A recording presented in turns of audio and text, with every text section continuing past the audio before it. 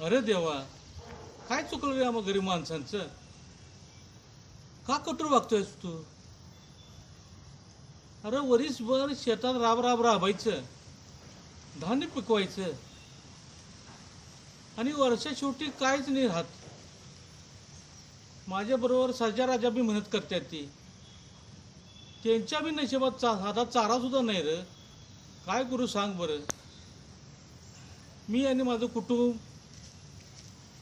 बाजारात धान्य विकायला जातो या, आणि त्या धान्याला किंमत बी येत नाही रे.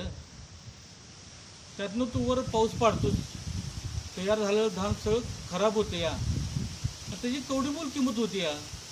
अरे जगायचं कसं ते तरी सांग देवा. मी आणि माझं कुटुंब उपाशी झोपतो या. सर्जा राजा बी, अरे सर्जा राजा बी उपाशी झोपते ती.